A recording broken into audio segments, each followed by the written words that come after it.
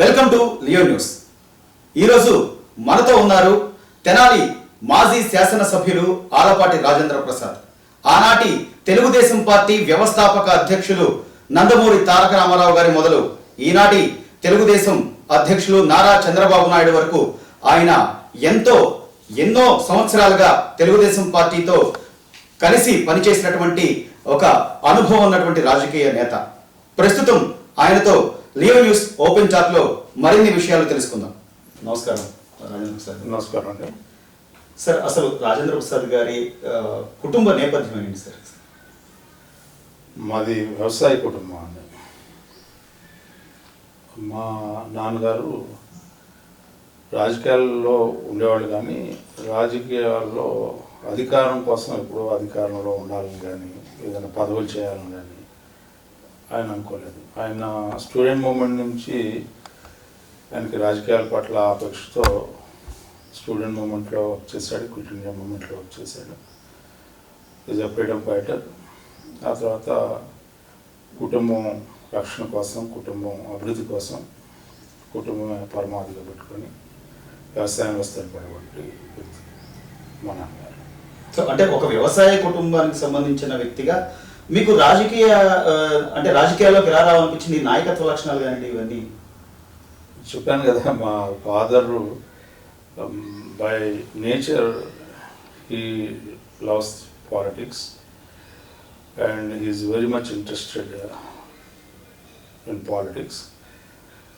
దేశ రాష్ట్ర రాజకీయాలే కాకుండా సామాజిక అవగాహనతో జీవనం కొనసాగించినటువంటి వ్యక్తి మా తండ్రి గారు.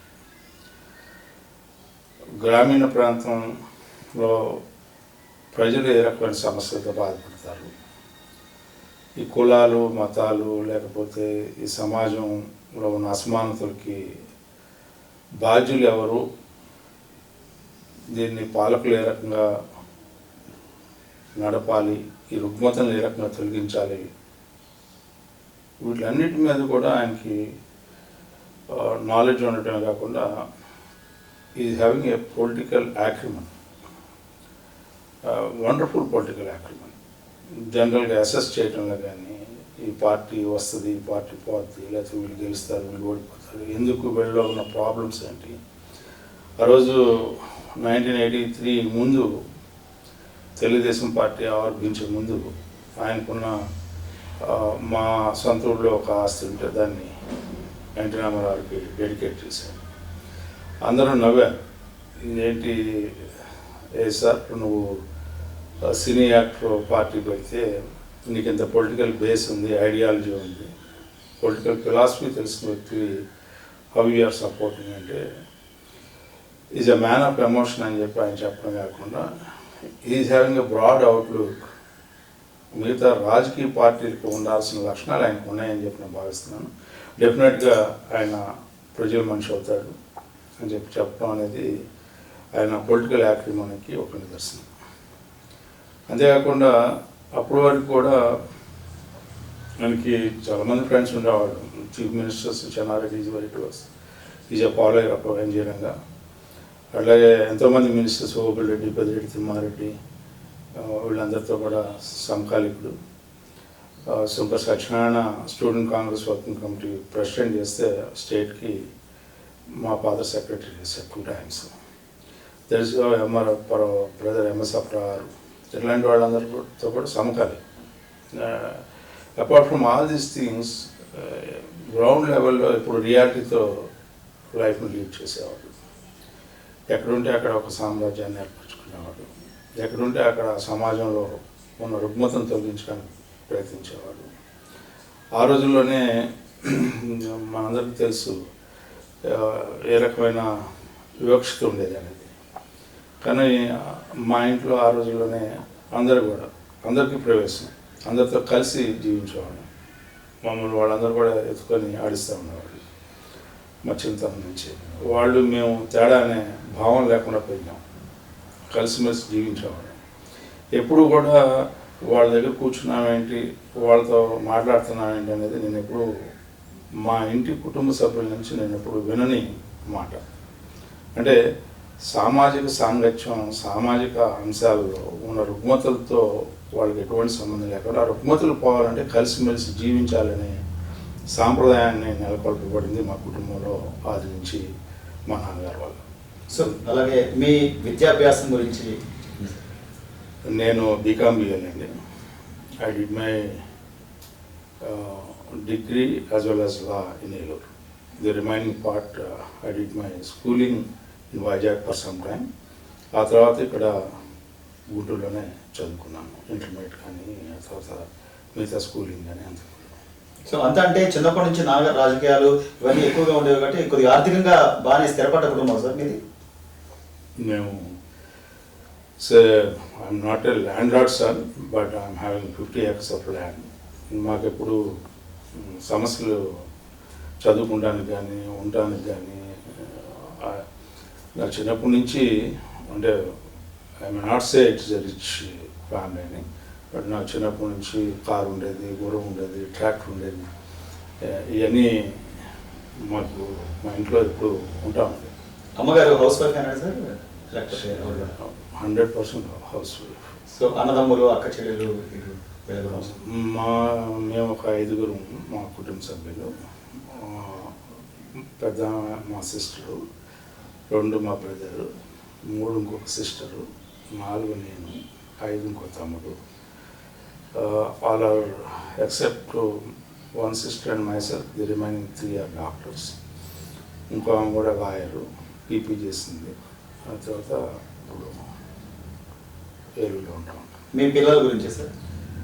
నాకు 2 ఆడపిల్లండి. 2 they did their medical school. Now they are in States. అంటే ఒక విద్యాభ్యాసం నుంచి చాలా అగ్రెసివ్గా ఈ స్టూడెంట్ లీడర్గా కానివ్వండి అట్లా ఎక్కువగా పార్టిసిపేట్ చేసేవారు అంటారు, నిజమేనా? అగ్రెసివ్ అని కాదు కానీ సమస్య పట్ల స్పందించేవాడిని. సమస్య పట్ల స్పందించడమే అగ్రెసివ్ అనుకుంటే ఇట్స్ అగ్రెసివ్.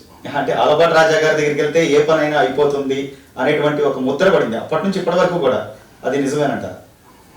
అది నేను చెప్పలేను కానీ బట్ వచ్చిన వాళ్ళకి సహాయం చేయాలనేది నా పంద. ఎందుకంటే మన దగ్గర ఏదో ఆశించి వస్తారని కాదు, వాళ్ళు మన దగ్గర ఏదో జరిగిద్ది అని చెప్పి వస్తారు ఎవరైనా సరే. మనం సాధ్యమైనంత వరకే వాళ్ళకి సహాయపడాలనేది నా పంద. సో అంటే ఒక లాయర్గా కోర్స్ చేశారు, లాయర్గా పట్టా తీసుకున్నారు, అది నాన్నగారి కోరిక సార్ లేకపోతే మీకు ఒక డ్రీమా లేకపోతే ఏమన్నా? It's not a correct dream. My dream is only to involve in politics.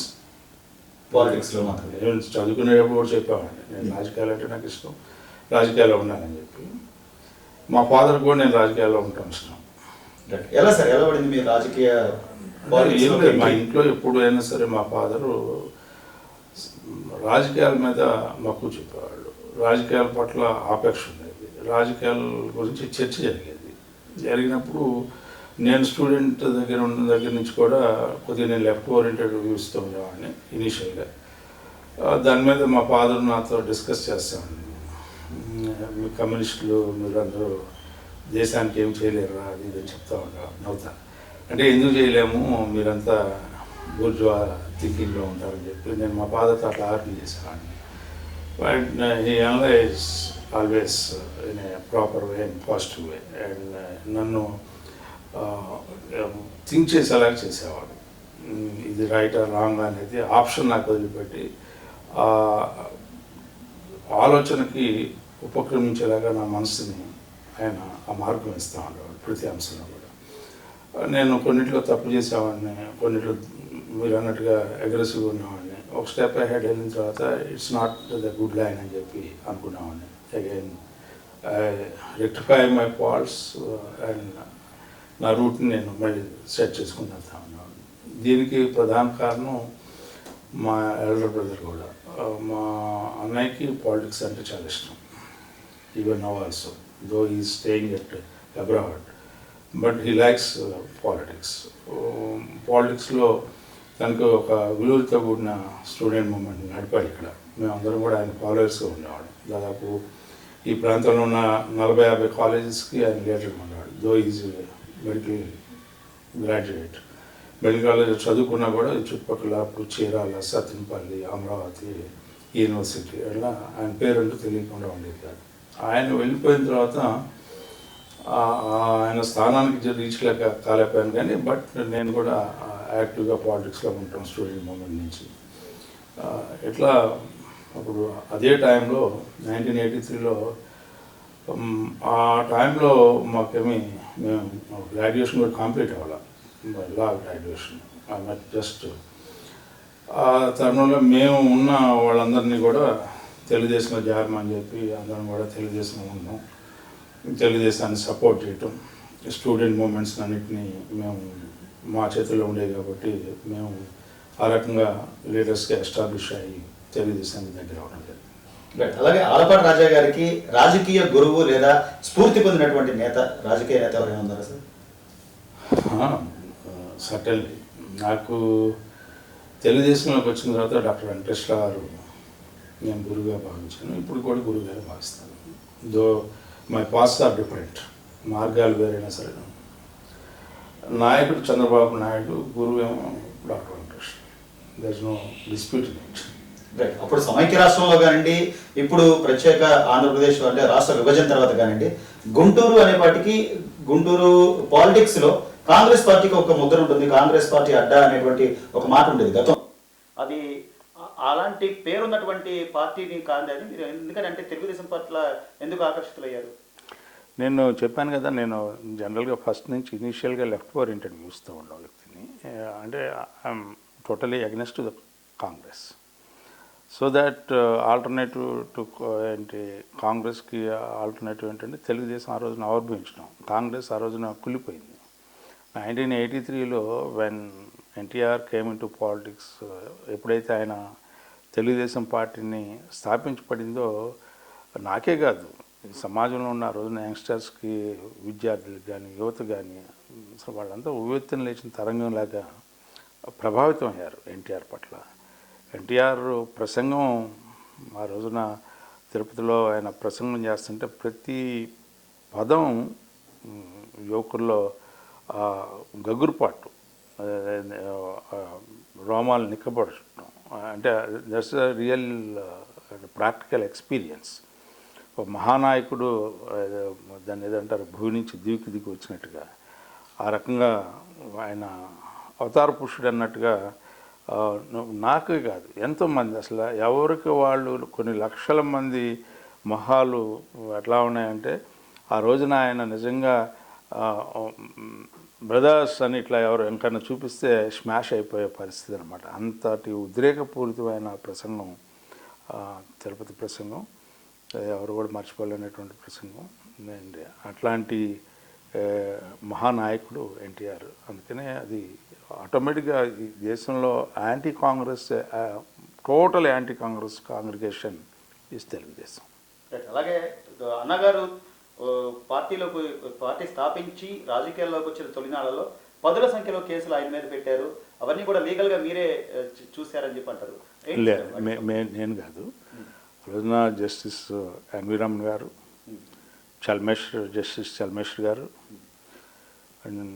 And ex minister and Ayyappa Reddy గారు, చంద్రశేఖర్ గారు, మోవా చంద్రశేఖర్ గారు, there are so many stalwarts along with these four. మేమందరం వీళ్ళకి జూనియర్స్గా ఉండేవాళ్ళం. రమణ గారు కూడా అప్పుడు జూనియర్గా ఉండేవాడు. మేమందరం ఏంటంటే అసిస్ట్ చేస్తూ ఉండేవాళ్ళం. ఎందుకంటే ప్రాక్టికల్గా మేము వీఆర్ లాయల్ టు తెలుగుదేశం. ఏ కేసు వచ్చినా కూడా అది మా కేసు అనుకునేవాళ్ళం. సహజంగా మా ఆఫీస్లే చూస్తూ ఉండే మేజర్గా ఎన్టీఆర్ కేసెస్ అన్నీ. కాబట్టి పార్టీ కేసులు కానీ ఇట్లాంటివన్నీ కూడా వచ్చినప్పుడు చాలా సీరియస్గా తీసుకునేవాళ్ళం, సీరియస్గా ఫైట్ చేసేవాళ్ళం. నందమూరి తారక రామారావు గారి దృష్టిలో ఆలపాటి రాజా గారు పడిన సందర్భాలు ఏంటి సార్? ఆయన దృష్టిలో పట్టం అంటూ ఆయనకి, నేను ఇక్కడ యువత అధ్యక్షుడిగా ఉన్నాను, ఇక్కడికి వచ్చేటప్పుడు నన్ను అడిగాడు, ఏం బ్రదర్ మీకు రాజకీయాలు అంటే ఇష్టం అని చెప్పి. దానికంటే ముందు ఒక చిన్న ఇన్సిడెంట్ జరిగింది. ఈ 1989 ఎండింగ్ ఓడిపోయాం, పార్టీ ఓడిపోయింది. బిఫోర్ దట్ నేను లీగల్ టీంలో ఒక మెంబర్గా ఉండేవాడిని అక్కడ హైదరాబాద్లో. నేను వెరీ ఆఫెన్ మా చంద్రశేఖర్ గారితో పాటు వెళ్తూ ఉండేవాడిని అక్కడికి. ఏదైనా లీగల్ ఇష్యూస్ వస్తే మేమందరం కలిసి పనిచేస్తున్నాం అనేది ఆయన దృష్టిలో ఉంది. ఇక్కడికి 89 ఎలక్షన్స్లో ఓడిపోయిన తర్వాత ఇక్కడ సైక్లోన్ వచ్చింది. సైక్లోన్ వచ్చినప్పుడు డాక్టర్ వెంకటేశ్వర గారు ఇక్కడికి ఈ సైక్లోన్ ఎఫెక్టెడ్ ఏరియాని చూడటానికి వచ్చారు. ఆయన అప్పటికే పర్చూరు ఎమ్మెల్యే గారు. ఆయన వచ్చి పర్యటిస్తూ ఉన్నప్పుడు నేను ఆయనతో పాటు నేను కూడా వెళ్ళినప్పుడు అదంతా కూడా చూసుకొని అప్పుడు కొంత మా ఊర్లో ఎడ్లపల్లిలో సైక్లోన్కి ఇబ్బంది పడ్డారు అని చెప్పి ప్రభుత్వం వస్తే అప్పుడే కొత్తగా కాంగ్రెస్ ప్రభుత్వం వచ్చింది. ప్రభుత్వం వస్తే వాళ్ళని క్వశ్చన్ చేశారని చెప్పి మా వాళ్ళని అరెస్ట్ చేశారు. వాళ్ళ ఆ శిబిరం కూడా వెళ్ళి చూసి మేమందరం కూడా ఇక్కడ కన్నా లక్ష్మీనారాయణ గారు అదేవిధంగా సమరసింహారెడ్డి గారు ఇద్దరు కూడా ఐబీలో ఉన్నారు. ఐబీలో ఉంటే వాళ్ళకు కూడా రిప్రజెంట్ చేద్దామని చెప్పి ఆ రోజున ఉన్న ఎంఎస్ఎస్ కోటేశ్వర గారు అదేవిధంగా డాక్టర్ వెంకటేశ్వర గారు వీళ్ళందరూ రిప్రజెంట్ చేయడానికి వెళ్ళారు. వెళ్ళినప్పుడు వీళ్ళతో పాటు నేను కూడా వెళ్ళడం జరిగింది. అక్కడ చిన్న ఘర్షణ జరిగింది. సమరసింహారెడ్డి గారు what doctor why you came here, it is my domain అని చెప్పి అన్నాడు. ఇది మా రాజ్యం, మీరు ఎందుకు వచ్చారు, మా ప్రజలను ఎట్లా చూసుకోవాలో మాకు తెలుసు అని లైక్ ఏ కింగ్ లాగా మాట్లాడాడు. నాకెందుకో స్పాంటేనియస్గా రియాక్ట్ అయ్యాను. We're not in the domain, we're not, I don't think we're kings, we're the citizens of this country. Every citizen is having a right to question, to raise, particularly when the deprived people are suffering with the cyclone effect. We came here to represent అని చెప్పగానే అక్కడ కొద్దిగా ఘర్షణ జరిగింది. వాళ్ళ కుర్రాళ్ళు వాళ్ళందరూ రావటం, అప్పుడు నేను కొద్దిగా సీరియస్గానే ప్రతిఘటించాం. ఆ ప్రతిఘటన ఏదో మొత్తానికి అన్నగారికి తెలిసినట్టు. నేను వెళ్ళేటప్పుడు గట్టిగా వాదించిన వాళ్ళు కానీ తిరగబడ్డ వాళ్ళు కానీ మీరే ప్రధానంగా ఉన్నారు. అన్నగారు అడిగాడు, ఏంటి మీకు రాజకీయాలు అంటే ఇంట్రెస్టా అని చెప్పి. అంటే నాకు ఇష్టం. మీరు వెళ్తారా అన్నాడు. వెళ్తాను. ఇమీడియట్గా నేను ప్యాక్ చేసుకోవటం, నేను అప్పుడు ప్రాక్టీస్ చేస్తున్నాను హైకోర్టులో. ఎస్, అలాంటి సందర్భంలో నాకు I'm okay with the practice. In హైలింగ్స్లో కానీ కేస్ ఫైలింగ్లో కానీ నేను I'm totally okay with my profession. All of a sudden I change my route. నా మార్గాన్ని మార్చుకొని రాజకీయాల్లో ఇది ఒక పెద్ద, నాకు ఆ రోజున మేము ఓడిపోయి ఉన్నాం. Telugu Desam party lost the elections 1989లో. ఆ దశలో నేను మొత్తం ప్యాక్ చేస్తుంటే ఇంట్లో కానీ బయట కానీ ఫ్రెండ్స్ కానీ except my father and my brother, nobody supported me. అసలు nobody supported me, including my wife. మా father, this is the right time to enter into politics. If you are interested, you go and work in the opposition, not in the power. This is the golden opportunity for you, you go అని చెప్పారు నాన్నగారు. నేను మళ్ళీ మా బ్రదర్తో discuss చేశాను. మా brother అన్నాడు, as you like, as you like అన్నాడు. ఆప్షన్ ఈజ్ యువర్స్ రా అన్నాడు, choice is yours. Already I took A decision. వీళ్ళిద్దరిని తర్వాత అడిగాను. ఆ తర్వాత కొద్దిగా బాధేసింది. వీళ్ళిద్దరు నాకు ముఖ్యులు కదా, ముందర అడగాలి కదా, డెసిషన్ తీసేసుకున్న తర్వాత అడుగుతున్నాను ఏంటని చెప్పి ఆ తర్వాత మా ఫాదర్తో చెప్పాను. నాకు ఆల్రెడీ మైండ్ ప్రిపేర్ అయిపోయాను, బట్ నేను కూడా అడిగితే నువ్వు కూడా సపోర్ట్ చేసావు, I'm really happy with you అని చెప్పి. నేనేం చేసినా కూడా మా బ్రదర్ ఆనాటి నుంచి ఈనాటి వరకు నాకు సపోర్ట్, ఎందుట్లో అయినా సపోర్ట్ చేస్తాడు కాబట్టి ఆయన నేను చేసిన దాన్ని ఓకే అన్నాడు. అట్లా తెలుగుదేశం యాక్టివ్గా అవటం, యూత్ ప్రెసిడెంట్ చేయటం, ఆ తర్వాత ఎమ్మెల్యే అవటం, ఆ తర్వాత రెండోసారి గెలవటం, మంత్రి అవటం, మళ్ళీ ఓడిపోవటం, మళ్ళీ గెలవటం, మళ్ళీ ఓడిపోవటం. ఈ రాజకీయ ప్రస్థానంలో మంది కూడా ఒక పాత్ర ఉంది ఈ జిల్లాలో అని చెప్పి అనిపించుకునే స్థాయికి రావడం అనేది నిజంగా తెలుగుదేశం పుణ్యం. మొదటగా ఆలపాటి రాజా గారి ప్రస్థానం, రాజకీయ ప్రస్థానం వేమూరులోనా సార్? ఎస్, వేమూరులో. ఎలా అంటే వేమూరుకి అక్కడి నుంచి పోటీ చేయాలి? అంటే వేమూరు అంటే నా స్వగ్రామం వేమూరులో ఉంది. తెనాలి దగ్గర పక్కనే ఎడ్లపల్లి అనే గ్రామం, అది నా స్వగ్రామం కాబట్టి ఆ రోజు నాన్నగారు నాకు ఎక్కడ కావాలని అడిగాడు. స్పెసిఫిక్గా చెప్పాను, వేమూరు అయితే నా ఓన్ ప్లేస్ అండి, నాకు చుట్టాలు ఉంటారు, లేకపోతే నాకు కొంత పరిచయాలు ఉన్నాయి అని చెప్తే ఓకే. స్థానిక బలం ఉంటుంది కాబట్టి వేమూరు నుంచి పోటీ చేస్తాను. యాక్చువల్గా నేను ఇక్కడ ఎక్కువ కాలం ఇక్కడే గుంటూరులో ఉన్నాను. గుంటూరు పోటీ చేస్తామని అడిగారు నన్ను చాలాసార్లు. ఇప్పుడు కూడా గుంటూరు పోటీ చేస్తామని అడుగుతారు. ఎందుకు నాకు పెద్ద గుంటూరు అంటే ఇంట్రెస్ట్ నాకు, అర్బన్ ఏరియా ఇదంతా కూడా ఏదో మనకి ఏదో గ్రామీణ ప్రాంతం తర్వాత మళ్ళీ అర్బన్కి వచ్చాను తెనాలి. సో వేమూరులో పోటీ చేసి గెలుపొందిన తర్వాత అప్పుడున్న ఏమన్నా సవాళ్ళను ఏమైనా ఎదుర్కొన్నారా సార్ మీరు మొదటిసారి ఎమ్మెల్యేగా? అంటే ఇది సీట్ రావడం ఒక సవాలు, ఎందుకంటే ఎల్లపాటి వెంకటరావు నాకు కాంపిటేటర్ సీట్ వచ్చిన తర్వాత మళ్ళీ పోటీ కూడా ఒక సవాలు.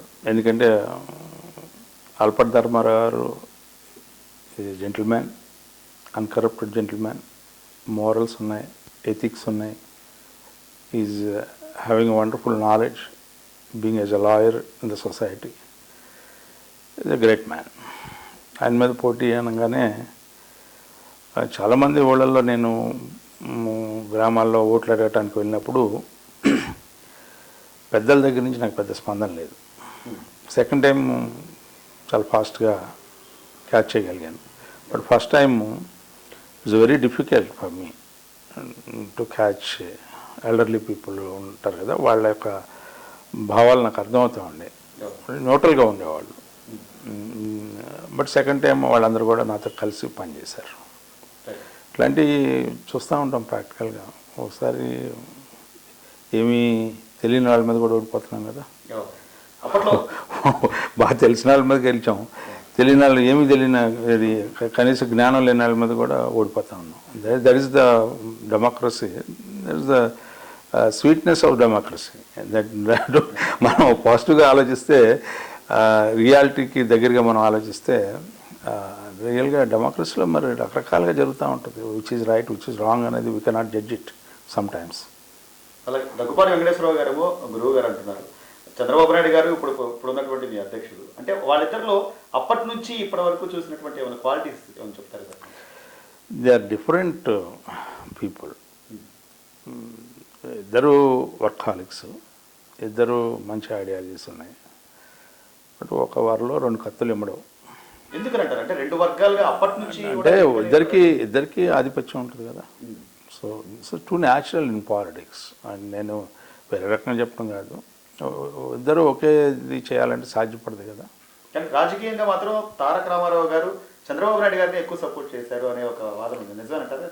ఇది డిపెండ్ అపాన్, అంటే మనం దాన్ని అడాప్ట్ చేసుకోవటంలో ఉంటుంది.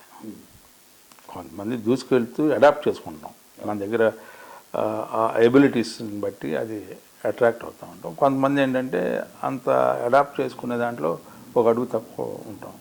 అది డిఫరెంట్ స్ట్రాటజీస్ అవన్నీ కూడా. దాన్ని మనం వాళ్ళిద్దరిని కంపేర్ చేసి మంచి ఎవరు చెడు ఎవరు లేకపోతే అది పెద్ద యూస్ఫుల్ డిస్కషన్ కాదు నాకు తెలిసినంతవరకు. సో ఎవరికి అంటే ప్రాప్తం అని నేను అన్న కానీ పొలిటికల్ థియరీలో ఎబిలిటీస్ ఒక్కోసారి మిస్ఫైర్ అవుతూ ఉంటాం. బట్ మేమందరం though I belongs to doctors group, but I requested డాక్టర్ని రిక్వెస్ట్ చేశాను ఆ రోజు. మనం చంద్రబాబు నాయుడుతో కలవాలని చెప్పాను, చంద్రబాబు నాయుడు గారితో ఉండాలని చెప్పాను, నడిచి వెళ్దామని చెప్పాను. ఎందుకంటే ఆ రోజునున్న ఎక్స్ట్రా కాన్స్టిట్యూషనల్ యాక్టివిటీ ఒకటి జరుగుతూ ఉంది ఈ రాష్ట్రంలో. పెద్ద ఆయన చూస్తేనే చేతులెత్తి దండం పెడతాం, ఇంకో పక్కన చూస్తేనే రకరకాల విధానాలతో నడుస్తాం. సో ఆల్టర్నేటివ్ లేదు. పార్టీని రక్షించుకోవాలి, క్యాడర్ని రక్షించుకోవాలి. ప్రజలు మన మీద ఎంతో నమ్మకంతో ఈ పార్టీ ఆవిర్భావానికి ఇచ్చారు. పెద్ద ఆయన్ని ఎప్పుడు కూడా మేము ఎవరు కూడా డీవియేట్ అవ్వాలి, డీవియేట్ అయ్యే మనసు లేదు ఎవరు కూడా. అంటే లక్ష్మీభారతి గారు ఎంట్రీ తర్వాత ఎందుకని సార్ అంత తెలుగుదేశం పార్టీలో అంత సంక్షోభం ఎందుకు వచ్చిందంటారు? మీరు అప్పుడు చూసారు, దగ్గరగా ఉన్నారు, గమనించారు, మీరు అన్నీ చర్చించిన పరిస్థితులు కూడా ఉన్నాయి. ఆమె డిక్టేట్ చేస్తూ ఉండేదాన్ని. ఆ సంక్షోభానికి ప్రధాన కారణం ఎవరంటారు? ఆమె సంక్షోభానికి ప్రధాన కారణం ఏంటంటే ఇంకా వేరేగా చెప్పుకోవాల్సిన అవసరం, అంత చెప్పుకోవాల్సిన అవసరం, జరిగిన సన్నివేశాలు మనందరికీ తెలుసు. దాన్ని బట్టి జనరల్గా అందరూ యూనిట్ అయ్యారు. కానీ ఇప్పటికీ చంద్రబాబు నాయుడు గారు వెన్నుపోటుదారు అంటారు. అసలు ఏంటి నిజంగా చంద్రబాబు నాయుడు వెన్నుపోటుదారు అంటారు? చంద్రబాబు నాయుడు వెన్నుపోటుదారు అనేది చాలామంది కావాలని మాట్లాడతారు తప్పితే అది ఎందుకు అంటారనేది వాళ్ళకి, అంటే నేను కూడా బయటకు వచ్చాను కాబట్టి నన్ను కూడా అన్నప్పుడు ఇంక నేను దానికి సమాధానం చెప్పడం అనేది పెద్ద ఇష్యూ కాదు. కానీ but one thing, entire party ఓ పక్కకు వచ్చేసింది. వెన్నుపోటు ఎట్టద్దండి? చంద్రబాబు నాయుడు క్రియేట్ చేస్తే ఆల్పాట అనిపిస్తుంది వెళ్ళలేదు, చంద్రబాబు నాయుడు క్రియేట్ చేస్తే డాక్టర్ వెంకటేశ్వర రాలేదు, చంద్రబాబు నాయుడు క్రియేట్ చేస్తే అశోక్ గజపతి రాలేదు, చంద్రబాబు నాయుడు క్రియేట్ చేస్తే మాధవరెడ్డి రాలేదు, చంద్రబాబు నాయుడు క్రియేట్ చేస్తే కోట విద్యాధరరావు రాలేదు, చంద్రబాబు నాయుడు క్రియేట్ చేస్తే తుమ్మల నాగేశ్వరరావు రాలేదు, చంద్రబాబు నాయుడు క్రియేట్ చేస్తే ఏంటి మండ వెంకటేశ్వర రాలేదు. There are so many stalwarts, Venugopalachari, లేకపోతే ఒక్కళ్ళు ఇద్దరని కాదు, పేరున నేను చెప్పగలను. ఎవరికి వాళ్ళకి ఇండివిజువాలిటీ ఉంది. వచ్చిన వాళ్ళందరం కూడా ఆ రోజున హనుమంతరావు, వెట్పాడి హనుమంతరావు, చాలామంది ఏడుస్తూనే ఉన్నాం. విడిపోయినా కూడా ఆయన దగ్గర నుంచి ఆయన ఎవరు కూడా మాట అనలేము. ఆయన బట్టి ఈ పార్టీ వచ్చింది, ఈ పార్టీని బట్టి ఇవాళ ఈ రాష్ట్రంలో మాట్లాడగలిగే శక్తి, ప్రజలతో ఉండే శక్తి, ప్రజలతో ఉండే అనుబంధం ఆ పార్టీ వల్లే వచ్చింది. సో ఇక్కడ ఆయన్ని విభేదించినంత మాత్రాన్ని వెన్నుపోటు పొడిచి చంద్రబాబు నాయుడు వచ్చాయని అనటం తప్పు. చంద్రబాబు నాయుడికి అందరం మద్దతు ఇచ్చాం, చంద్రబాబు నాయుడిని లీడర్గా పెట్టుకున్నాం. చంద్రబాబు నాయుడు వెన్నుపోటు కాదు. ఒకనొక సందర్భంలో రఘురామ్ గారు కూడా ఉన్నారు, మాధవరెడ్డి, రఘురాము వీళ్ళందరూ ఉంటే నేను ఫస్ట్ టైం వెళ్ళాను చంద్రబాబు నాయుడు గారి ఇంటికి. నేను ఫస్ట్ టైం వెళ్ళటం, నేను గెలిచిన తర్వాత మొదటిసారి వాళ్ళ ఇంటికి వెళ్ళటం అనేది మొదటిసారి. వెళ్ళి మాట్లాడుతుంటే ఏంటి అని అడిగారు నన్ను. బొజ్జల గోపాలకృష్ణ రెడ్డి కూడా అన్నాను, ఇప్పుడు అంత బాగానే ఉంది కానీ రేపొద్దున బాబు గారు ఆయన సనీల్లా పెద్ద ఆయనకి ఆయన ఇద్దరు రాజీ పడ్డాను, మన పరిస్థితి ఏంటి అని అడిగి నేను రేజ్ చేస్తుంది అదే. అంటే అట్లా కాదు, నేను అన్నాను నవ్వుతా, ఆయన కాకపోతే మరి అశోక్ గజపతి మాధవరెడ్డి గారు లీడర్గా ఉంటారు మీరు అన్నాను. అంటే జస్ట్ ఇట్స్ ఫార్మల్ డిస్కషన్. అంటే అందరూ నవ్వేసి మంచి మాట అడిగావు, మాధవరెడ్డి చనిపోయి అక్కడ ఉన్నాడు, అదే మంచి మాట అడిగా, ఏంటి 600 ఏది 106 ఏది డిఫర్ అయిపోయాం, ఆమె మన ఎవరు కూడా బతకలేదు, రాజకీయాలకి విలువ లేకుండా పోద్ది ఆమె నాయకత్వం కింద అని చెప్పి ఒక డెసిషన్కి వచ్చాం. అన్నప్పుడు చంద్రబాబు నాయుడు గారిని ఫోర్స్ఫుల్గా మేము తీసుకొచ్చి లీడర్గా పెట్టాం. అది ఎవరికి తెలియని అంశం. చంద్రబాబు నాయుడుని లైక్ చేయటం వేరు, ఆయన్ని నాయకుడిగా పెట్టుకోవటం వేరు. ఆ రోజున అందరం కూడా కలిసి ఆ నాయకత్వాన్ని యాక్సెప్ట్ చేసాం. ఆయన కూడా ఓటు తర్వాత అనుకున్న తర్వాత కూడా మళ్ళీ వెళ్ళారు. అశోక్ గజపతి రాజు గారు, శివప్రసాద్ గారు, అదేవిధంగా విద్యాధరరావు గారు, వేణుగోపాల్ గారు, వీళ్ళందరూ కూడా మళ్ళీ పెద్ద ఆయన దగ్గరికి వెళ్ళారు. నో కాంప్రమైజ్ అన్నాడు. This is all inner party issues. వాళ్ళ పార్టీకి ఏదో ఇది ప్రతిపక్షాలు లేకపోతే అధికార పక్షం చంద్రబాబు నాయుడిని కొల్లబడటానికో లేకపోతే చంద్రబాబు నాయుడిని ఏదో వెన్నుపోటు దాడడానికి కానీ, అసలు చంద్రబాబు నాయుడు అనే వ్యక్తి ఎవరైనా సరే ఈ దేశంలో కానీ ఈ రాష్ట్రంలో కానీ చంద్రబాబు నాయుడు వాళ్ళ యొక్క పొలిటికల్ హిస్టరీ తీసుకుంటే ఒక 100 చెప్పచ్చు, 100. సో ఆయన విమర్శించే స్థాయి వరకు లేదు. వీళ్ళకి అయితే అసలు నాకు తెలిసినంత వరకు అది ఏ నాయకుడికి లేదండి. Chandrababu Naidu is hard worker, hard hitter.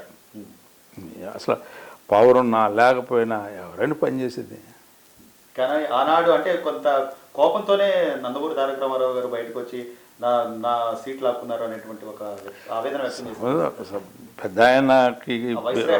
పెద్ద ఆయన is an emotional man, there is no doubt at all.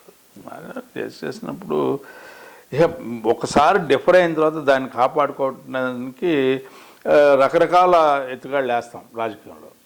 దాన్ని ఏదో వెనక అంశాలని ముందు అంశాలను వెనక తీసుకొచ్చి మిక్సింగ్ చేసి దీన్ని అట్లా ఇట్లా అని మాట్లాడుకోవడం అనేది సహజం రాజకీయాల్లో. దానికి కొన్ని ప్రశ్నలకి సమాధానం చెప్పాల్సిన అవసరం లేదని నేను అనుకుంటున్నాను. అంటే ఆలపాటి రాజా గారు ఆ రోజు ఏమైనా డిఫైన్ అయ్యారండి? అంటే అటు అన్నగారితో ఉండాలా లేకపోతే ఇటు బాబు గారి వైపు రావాలా ఏంటి అనేది? నేను డిఫర్ అయిన తర్వాత నేను డాక్టర్ గారిని కూడా వేడుకున్నా, నువ్వు కూడా వెళ్ళొద్దు అని చెప్పి. నువ్వు వెళ్ళొద్దు రా అని అన్నాడు. నిజంగా నేను వెళ్ళకూడదు ఆయన వదిలిపెట్టి. కానీ నేను పాలసీ మ్యాటర్గా నేను అడిగి చెప్పాను, మనం చూద్దాము, బాబు గారు ఒప్పుకుంటాడు, మా బాబు గారితో మనం ఎక్కడ కాంప్రమైజ్ అవుతున్నారో, ప్రతి నిత్యం మన ఇబ్బంది పెడుతున్నాడు అన్నాను. అంటే ఓకే, మన బలం మనకు ఉంది కదా, ఇబ్బంది అనేది సహజంగా రాజకీయాల్లో సహజం. నేనున్నాను, నా కాంపిటీటర్స్ చాలామంది ఉండొచ్చు, నేను రాజకీయాలకు వచ్చినప్పుడు ఉన్నారు, ఇప్పుడు ఉండొచ్చు. బట్ ఆ ఇబ్బంది గురించి మనం భయపడి రాజకీయాల్లో రోజు పొరపాటు చేయకూడదు కదా. నాకు చాలా సార్లు ఆఫర్ వచ్చింది, ఆ పార్టీ రమ్మని, ఈ పార్టీ రమ్మని, ఇక్కడే రమ్మని, అక్కడ రమ్మని. పుట్టింది పెరిగింది కొనసాగుతుంది ఈ పార్టీలోనే, కొనసాగాలని కూడా అనుకున్నది ఈ పార్టీలోనే. ఎండ్ ఆఫ్ ద లైఫ్స్కి వచ్చాం. జనరల్ కాన్సెప్ట్స్ డిఫరెంట్గా ఉంటాయి. ఇట్స్ డిపెండ్ అపాన్, అంటే it varies from person to person. నా ఫిలాసఫీ ఒకటి ఉంటుంది, ఇంకోటి ఫిలాసఫీ ఇంకోటి ఉంటుంది, ఇంకోటి ఫిలాసఫీ ఒకటి ఉంటుంది.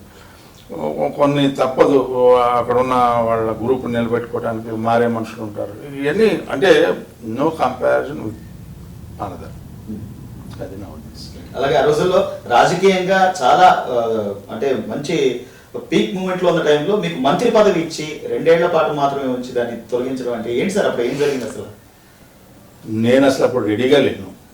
ఒకటి, నేను శివప్రసాద్తో కలిసి ఉండేవాడిని, డాక్టర్ గారితో. డాక్టర్ శివప్రసాద్ గారికి మంత్రిమని కోరుకున్నాను. ఆయనకి ఇవ్వడానికి వీళ్ళని పరిస్థితి నాకు ఇచ్చారు. మళ్ళీ ఆయనకి ఇచ్చే పరిస్థితులు వచ్చినప్పుడు, ఆయనకి ఇస్తారని తెలిసినప్పుడు, నేను చాలా సందర్భాల్లో డాక్టర్ గారికి చెప్పాను, శివప్రసాద్ గారికి. And also it's a purely prerogative right of a chief minister to keep the minister with him or not. I'm not touching that issue.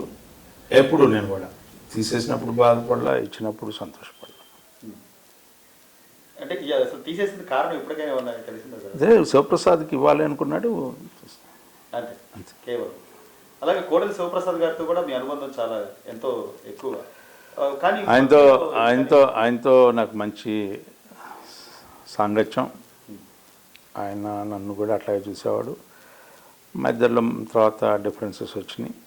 మళ్ళీ చనిపోయే ముందు, అంటే మళ్ళీ కొద్ది కాలం ముందు నుంచి కూడా మళ్ళీ కలిసి ఉండేవాళ్ళం. ఆయన స్పీకర్గా ఉన్నప్పుడు కానీ, లేకపోతే తర్వాత రాజకీయ ప్రయాణంలో అన్ని ఒడిదుడుకుల్లో నేను ఆయనతో ఉన్నాను. Bad luck, it's unfortunate. సుదీర్ఘకాలం రాజకీయాల్లో ఉన్నారు, మీరు చూస్తున్నారు, ప్రస్తుతం ఉన్నటువంటి పాలిటిక్స్ చూస్తున్నారు. 2014 ఎన్నికలకు వెళ్ళిన తర్వాత, గెలిచిన తర్వాత, ఈ 5 ఏళ్లలో ఇంత అభివృద్ధి చేసిన తర్వాత కూడా తెలుగుదేశం పార్టీ ఎందుకని ఓడిపోవాల్సి వచ్చింది సార్ 2019 ఎన్నికలు? అబద్ధాలను నిజంగా చూపించడం చంద్రబాబు నాయుడికి చేత కాదు ముందు అసలు. రెండోది, is a self made man Chandrababu Naidu గారు. నేను బలంగా నమ్ముతాను, రీజనల్ పార్టీస్ ఎప్పుడు కూడా ఎప్పుడూ రాజకీయంలో ఉండాలి. అభివృద్ధి అనేది కొంతమేరకే. కానీ ఆయన సమాజాన్ని అభివృద్ధి చేయాలి, సామాజికంగా, సంక్షేమ పరంగా, అభివృద్ధి పరంగా is a role model, there is no doubt at all. But అలాంటి సందర్భంలో కొన్ని మిస్ అవుతూ ఉంటాం. దట్టు రీజనల్ పార్టీ అంటే ఒక పార్ట్ ఆఫ్ ద, అంటే స్టేట్లో మనం ఒక రోల్, నాట్ ద కంట్రీ. ఇక్కడ ఒక్కొక్కసారి కొన్ని తప్పులు జరుగుతూ ఉంటాయి. తప్పు ఫలితం ఇది. 2004లో కూడా ఆయన అసలు ఈ తెలుగుదేశం ఆవిర్భవించిన దగ్గర నుంచి 1983, 85 భాస్కర్ గారు పుణ్యం అంటే రెండోసారి తొందరలోనే ఎలక్షన్ చేశాం. 89లో వీ లాస్ట్ ద ఎలక్షన్స్. తప్పు చేసి ఓడిపోవాలి. ఎన్టీ రామారావు గారు అంతటి వాడు ఒక చోట ఓడిపోయాడు, దాస్ మీద ఓడిపోయాడు. అసలు ఆయన చిత్రపటంలో ఆయనకి రాజకీయం అంటూ ఏం లేని వ్యక్తి మీద ఓడిపోయాం. సో అంటే అప్పుడు 89లో ఆయన తీసుకొచ్చిన సంస్కరణలు ఎవరు తీసుకొచ్చారు? పటేల్ పట్వారీ రద్దు కానీ, స్త్రీకి హక్కు కానీ, పక్కా గృహం కానీ, కేజీకి 2 రూపాయల బియ్యం కానీ, అసలు పేదవాడికి రాజకీయ జ్ఞానాన్ని బోధించిన మహాపురుషుడు స్వర్గీయ నందమూరి తారక రామారావు. ఆ రోజున ఈ రాష్ట్రంలో ఎన్నో దళిత మూమెంట్స్ ఉన్నాయి ఉమ్మడి రాష్ట్రంలో. బట్ దళితులకి ఇంపార్టెన్స్ ఇచ్చిన, అరుంధతులకి ఇంపార్టెన్స్ ఇచ్చిన మహానాయకుడు, మొట్టమొదటి నాయకుడు స్వర్గీయ నందమూరి తారక రామారావు. అయినప్పటికీ ఏది ఇందిరాగాంధీతో డౌన్ ట్రాడెన్ పీపుల్ సేల్ అవుతా ఉన్న రోజుల్లో కూడా ఆమె ఇవ్వలా. దో బీయింగ్ యాజ్ ఎ ఉమెన్, ఒక మహిళ ఈ భారతదేశానికి ప్రధానమంత్రిగా ఉంటే మహిళల గురించి ఆలోచించాల. స్వర్గీయ నందమూరి తారక రామారావు గారు స్త్రీకి సమాన హక్కు ఇచ్చాడు. అంటే అయినా కూడా ఓడిపోయాం. అంటే మాకు ఫెయిర్ పాలిటిక్స్ తెలుసు కానీ తెలుగుదేశానికి కన్నింగ్ పాలిటిక్స్ తెలియదు. నెంబర్ 1.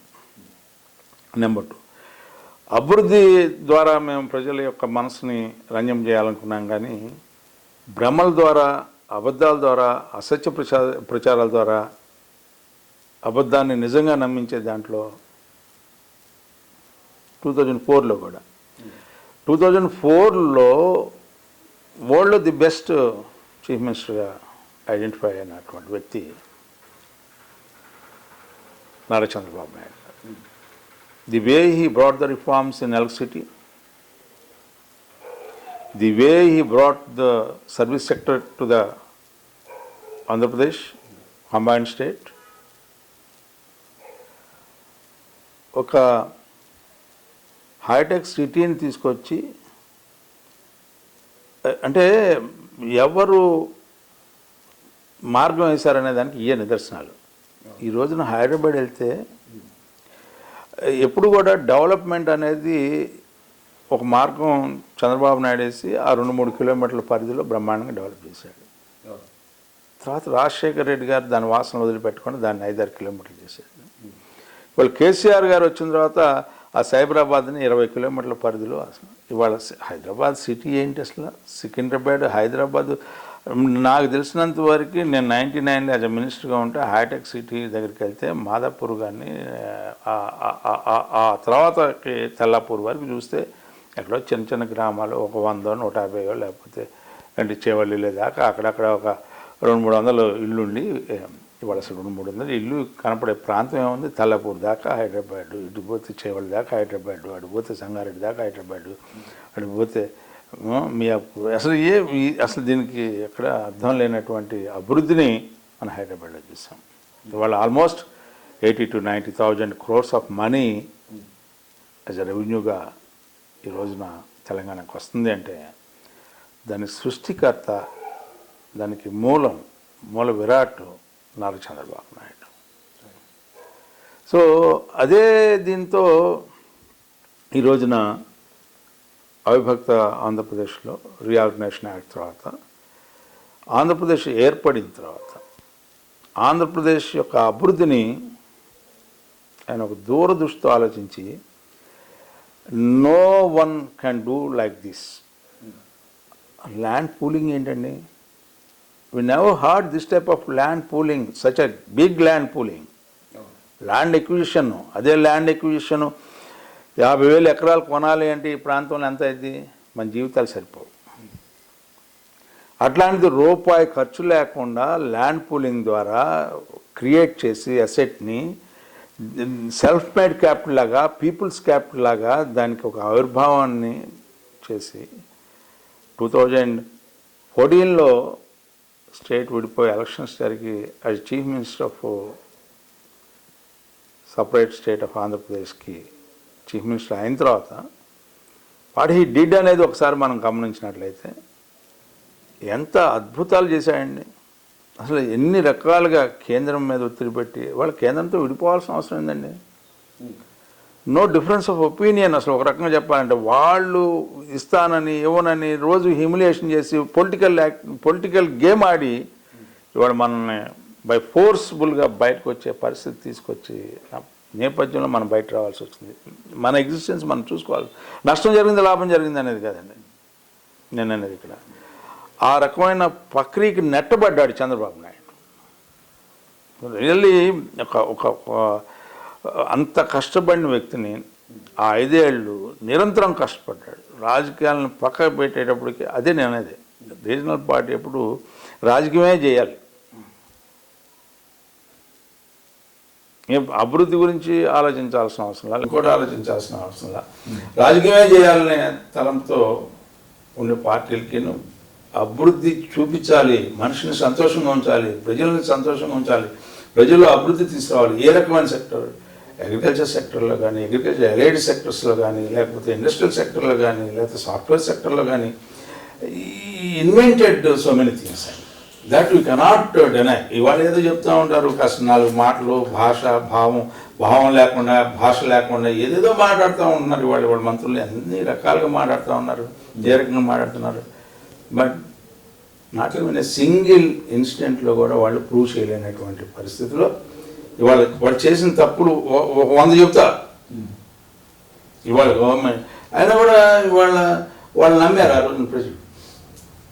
3000 పెన్షన్ ఇస్తాం ఏమంటారు? 3000 పెన్షన్ అంటే ఇవాళ మేము దశల వారీగా ఇస్తాము.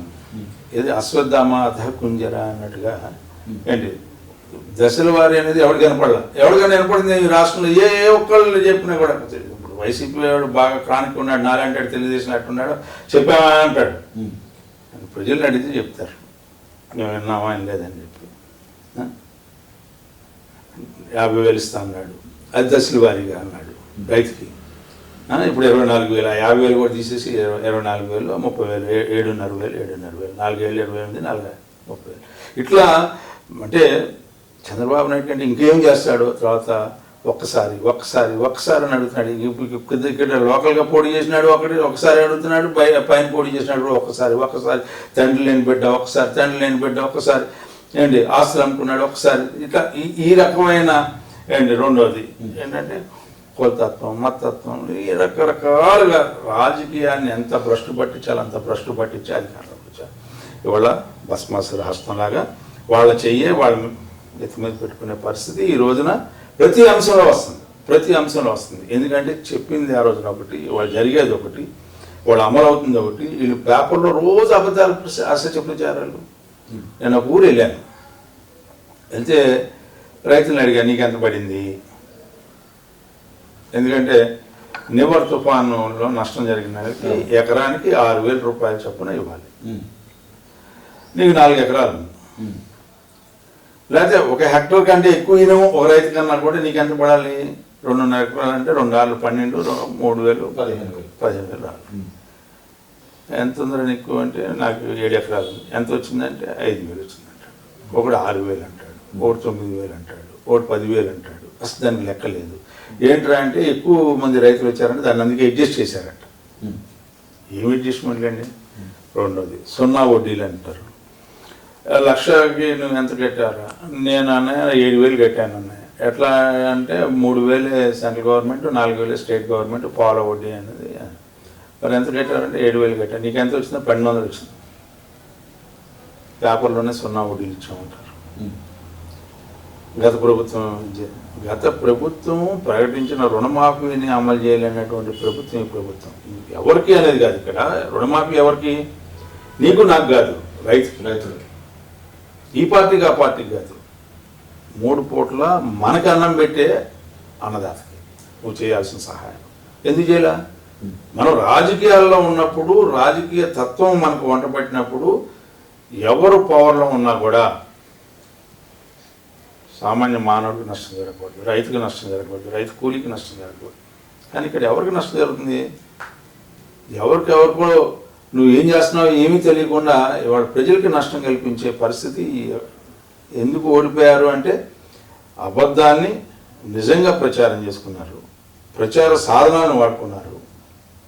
మళ్ళా ప్రజలు తెలుసుకుంటూ ఉన్నారు. ఇవాళ స్టిల్ నా ఫీలింగ్ ఏంటంటే వీళ్ళకి పవర్ ఉన్నా కూడా ఇంకా స్టిల్ అపోజిషన్లో ఉన్నట్టు మాట్లాడుతూ ఉన్నారు. ఎవరైనా సరే పవర్లో ఉన్నవాళ్ళు ఏం చేయాలి? ఫ్రూట్స్ అందించాలి, ఫ్రూట్స్ అందేలా చూడాలి. ఫలితాలు ఫలాలు ప్రగతి ప్రజలకు అందేలా చూడాలి. మరి అది కూడా భ్రమలాగానే ఏది అపోజిషన్లో అబద్ధాలు చెప్పి నిజాలుగా ఎట్లాగా చిత్రీకరించడానికి ప్రయత్నించారో ఆ రకంగా పేపర్లో నువ్వు ఇచ్చిన ఏ పేపర్ పబ్లిసిటీ అని తీసుకొచ్చి చూపిస్తాను, నేను రుజువు చేస్తాను. ఏ పేపర్ అయినా సరే, ఏ పేపర్లో నువ్వు ఇచ్చిన రైతులకు సంబంధించిన ఇచ్చిన ఏ నివేదిక అయినా సరే తప్పులు తడక ఎవరిని అన్యాయం చేస్తున్నావు అంటున్నాను. చనిపోతే వాడికి 2 లక్షలు 5 లక్షలు చేసాం, యాక్సిడెంట్లో చనిపోతే 7 లక్షలు. ఏంటి ఎందుకు తీసావు? 5 రూపాయలకి అన్నం దొరుకుతుంది, 5 రూపాయలు టిఫిన్ దొరుకుతుంది, ఎందుకు తీసావు? నువ్వు పేదవాడి కోసం ఉన్నానంటున్నావు, ఎందుకు తీసావు అంటున్నాను నేను అనేది. So there is no meaning to say this is right, this is wrong. పాలిటిక్స్లోకి వచ్చేటప్పుడు ఇక్కడ ఏం జరుగుతూ ఉందంటే వక్రీకరించుతూ ఉన్నారు, వక్రభాషాలు చెప్తా ఉన్నారు, గోళ్ళ మీద దాడి జరుగుతుంది. నువ్వు ప్రభుత్వంలో ఉండవు, నువ్వు ప్రతిపక్షంలో ఉన్నట్టుగా నువ్వు మాట్లాడితే ఎట్ట? నువ్వు దొంగను పట్టుకో. నువ్వు దొంగను ఎందుకు పట్టుకోవాలా? దొంగ ఎవరో నీకు తెలుసు, దొంగ ఎవరో నీకు తెలుసు, ఇందులో డిస్ప్యూటే లేదు. ఇవాళ స్పందనలో నేను సోమవారం స్పందనలో ఎస్పీలకి కలెక్టర్లకి అందరికీ హుకుం జారీ చేసి ఎవడు నేను వదిలిపెట్టని ఇప్పుడు దాకా ఏం చేసావు? 100 దేవాలయాల మీద దాడిన తర్వాత అంతర్వేది జరిగినప్పుడే దాని అంత చూడాల్సింది.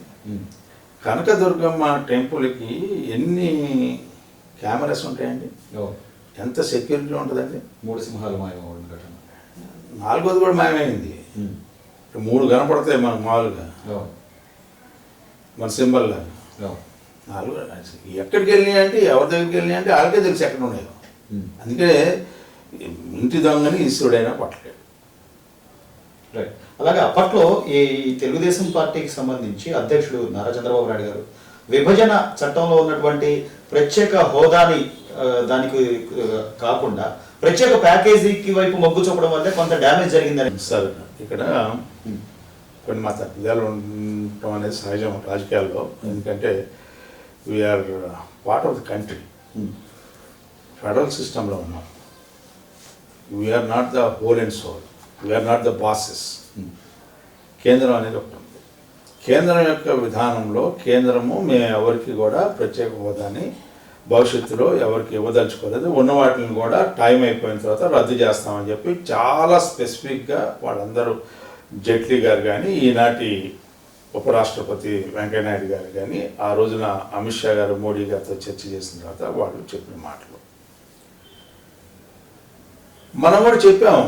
వీళ్ళు కూడా ఆ రోజున ప్రతిపక్ష నేతలుగా ఉన్నప్పుడు పార్లమెంట్లో మన్మోహన్ సింగ్ గారు ప్రధానమంత్రిగా ఉన్నప్పుడు 5 సంవత్సరాలు ప్రత్యేక హోదా అంటే నో షుడ్ బి 10 years అని చెప్పిన పెద్దలు వీళ్ళందరూ.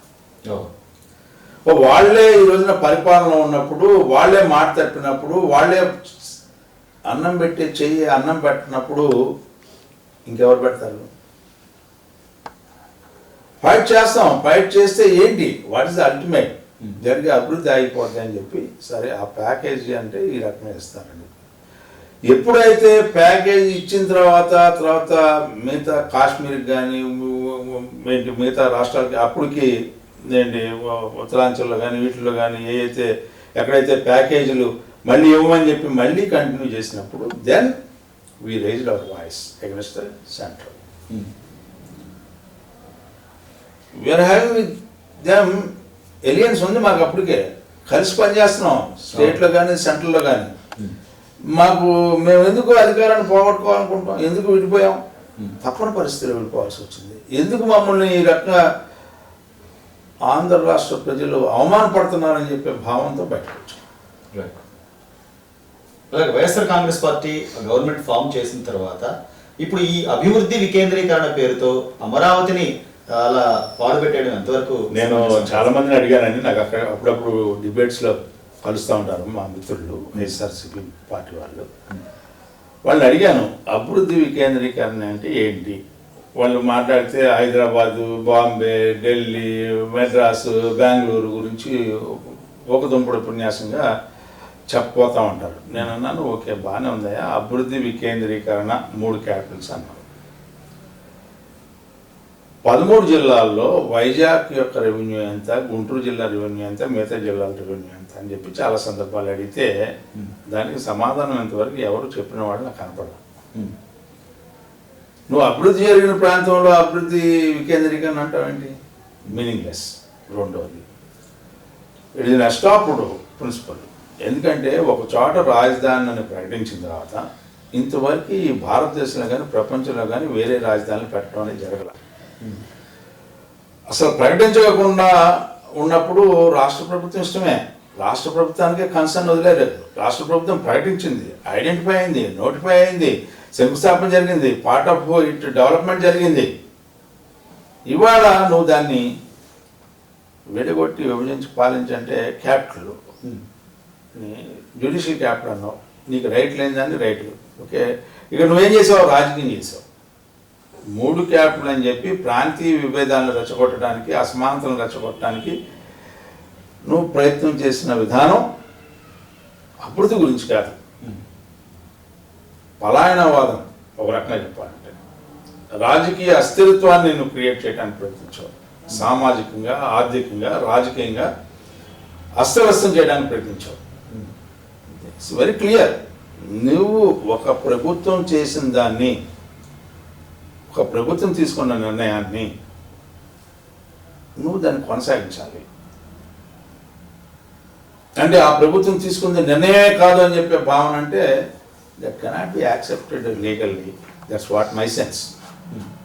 Anyhow it is pending before the courts. అలాగే అంటే రాజధాని వ్యవహారంలో గుంటూరులో ఏమైనా వ్యతిరేకత ఉందా సార్? అంటే ఈ జిల్లాలో వ్యతిరేకత ఏదైనా ఉందా? దేనికైనా క్రియేట్ చేసుకోవచ్చు. నేను అదేగా చెప్పేది. ఇప్పుడు ఏ రాజధాని అయితే కావాలని కోరుకుంటున్నారో అదే ప్రాంతంలో మాకు 3 రాజధానులు కావాలని చెప్పి మాట్లాడే వ్యక్తులు ఉన్నారు. ఎవరు అంటే దాన్ని క్రియేట్ చేసుకోవచ్చు. ఊరందరిది ఒక దారి అంటే ఉలిపికట్టది ఒక దారి అంట. అట్లా ఒక ప్రయత్నం జరుగుతూ ఉంది. అసలు నాకు తెలిసినంత వరకు గవర్నమెంట్ 3 క్యాపిటల్స్ అంటే దానికి మద్దతుగా ఏదో శిబిరం పెట్టి 3 క్యాపిటల్స్ కావాలని, దానికి శిబిరం ఎందుకు అవసరం లేదు. No need. అంటే నీవు రాజకీయ ఆలోచనతో, రాజకీయ ఆలోచనలో ఆ దుర్బుద్ధితనాన్ని ఇక్కడ ప్రస్ఫుటం అవుతా ఉంది. చాలా క్లియర్. సో అంటే రాష్ట్ర వ్యాప్తంగా చూసినట్లయితే కేవలం ఆ 29 గ్రామాల ప్రజలు మాత్రమే అమరావతి ఉద్యమానికి ఎక్కువ చేస్తున్నారు తప్ప గుంటూరు పక్కనే ఉన్నట్టు గుంటూరులో నేను మీకు ఒకటి చెప్తా ఉన్నాను, అది శుద్ధ అబద్ధం. ఫ్రీగా వదిలేమనండి. అసలు ఇన్ని అవసరాలు ఎప్పుడైనా జరిగినాయండి ఈ ఆంధ్ర రాష్ట్రంలో? అసలు ఇది కలిసి ఉన్న రాష్ట్రంలో కానీ అవిభక్త ఆంధ్రప్రదేశ్లో కానీ మేము 2014లో ఉన్నాం. మేము ఎవరన్నా అరెస్ట్ చేసామండి? వాళ్ళు చెప్తూ ఉంటారు కదా 2 సంవత్సరాల పెద్ద మా నాయకుడు పాదయాత్ర చేశాండి. ఎవరినైనా సరే, ఎక్కడైనా సరే, ఎప్పుడైనా సరే, ఏ రకంగా అయినా సరే ఇబ్బంది పెట్టామండి. వాళ్ళు అడుగడుగునే ఇబ్బంది. ఆ చిన్నాళ్ళకి నువ్వు మా వాళ్ళందరూ చాలా హ్యాపీ ఫీల్ అవుతూ ఉంటారు. హౌస్ అరెస్ట్ అంటే మమ్మల్ని కూడా హౌస్ అరెస్ట్ చేస్తున్నారు అని చెప్పి. అంటే మాకు టైటిల్స్ వచ్చినట్టుగా బ్రిగేడియర్, లేకపోతే కమాండర్, కర్నల్, పదవి పెరిగినట్టు అనమాట. మీ స్వాతంత్ర సమరయోధుల లిస్టులో మనం కూడా ఉన్నాం అన్నట్టుగా హౌస్ అరెస్ట్, ఒక ఎస్ఐ రాటువంటి, పోలీస్ రాటువంటి, ఒక నోటీస్ ఇటువంటి మన అసలు ఎవడని పట్టుకున్నాడా? మాకు మాత్రం మంచి గుర్తింపు ఇస్తా ఉంది ఈ ప్రభుత్వం. అట్లాగే అట్లాంటివి చేసి నువ్వు ఉద్యమాలను అనువదిపుతా ఉంటే మేము 53 రోజులు చేస్తాం. 53 రోజులు, 54 రోజులు తినాలి. ఎక్కడ జరగట్లే, ఇక్కడే జరుగుతుందని చెప్పి కోడిగుడ్లు వేసి, రాళ్ళు వేసి, రప్పలేసి, చివరికి పోలీసులు వచ్చి ఇక్కడ లా అండ్ ఆర్డర్ ప్రాబ్లం వస్తుంది, మీరు చేయడానికి వెళ్ళేదని చెప్పంటే వాట్ ఈస్ దిస్? శిబిరాన్ని కూడా తగలబెట్టిన పరిస్థితి. ఎస్. నేను అందుకనే ఏమంటున్నానంటే ఇవాళ చంద్రబాబు నాయుడు గారు గతంలో వైజాగ్ వెళ్ళాడు. ఎందుకు ఆఫీసానికి పంపించారు? నిన్న ఎందుకు ఆపలేపారు?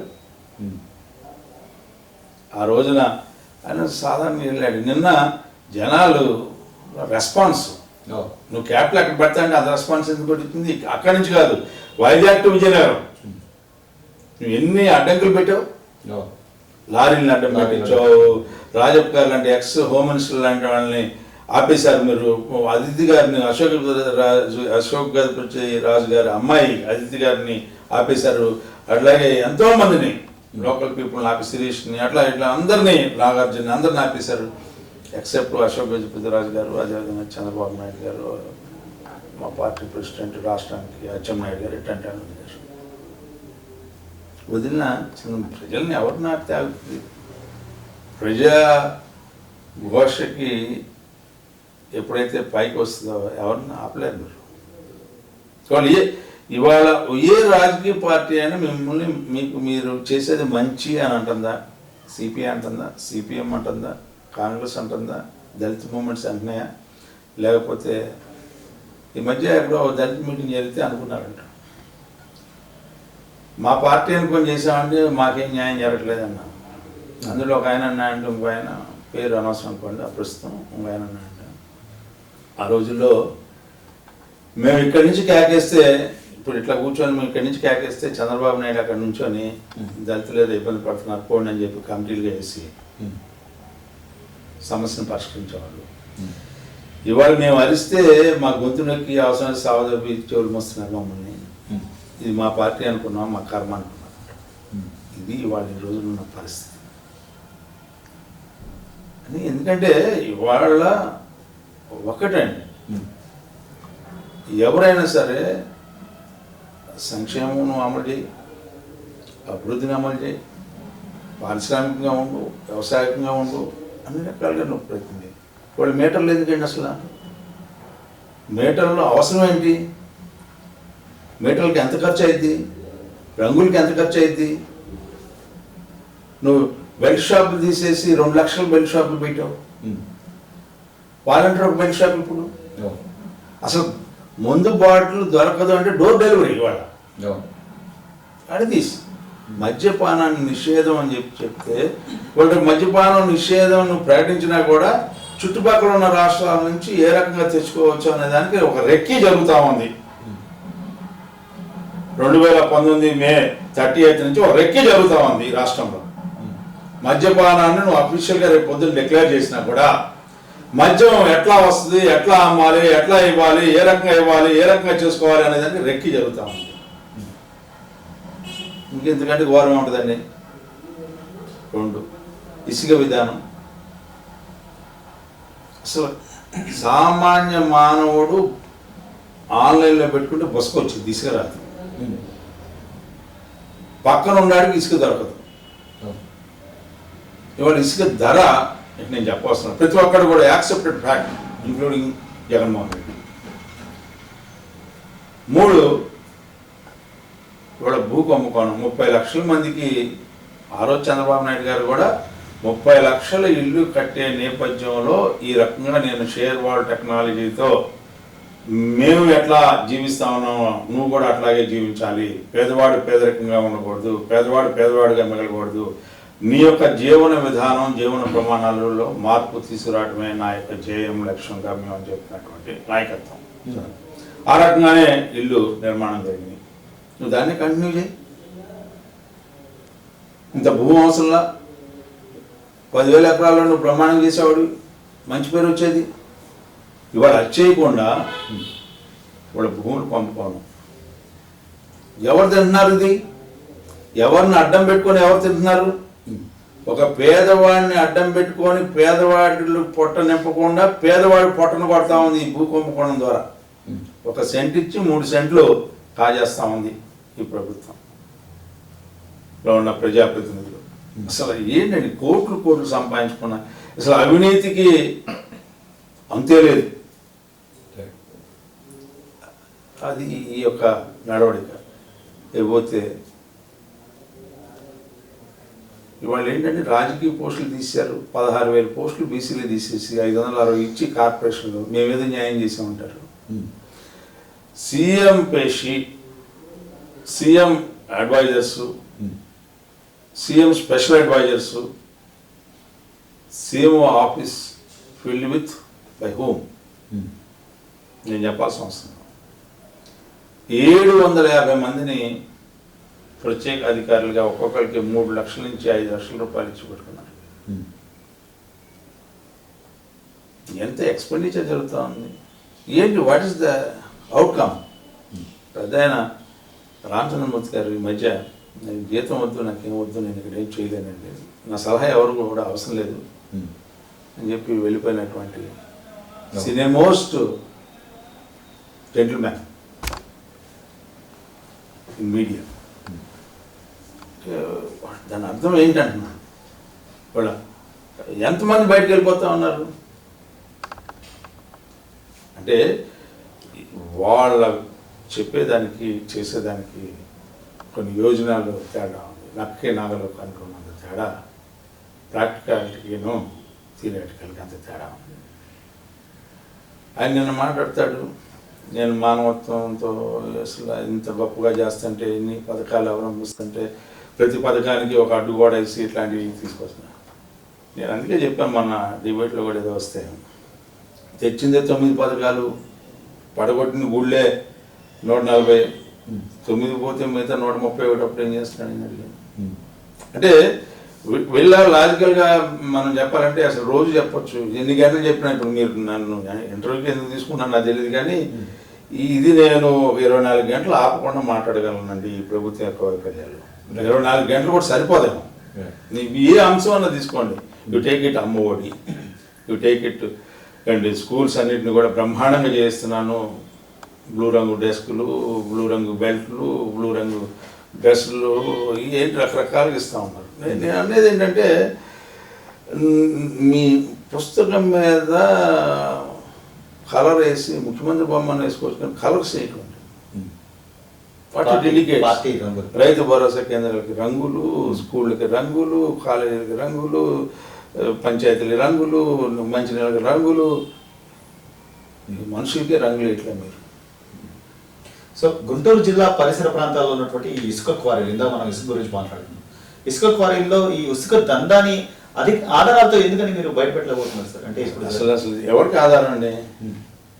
అసలు ఎవరికి ఆధారం కావాలి? ఆధారాలు ఇప్పటికి సీఎం ఆఫీసులు ఇన్ని ఉన్నాయి.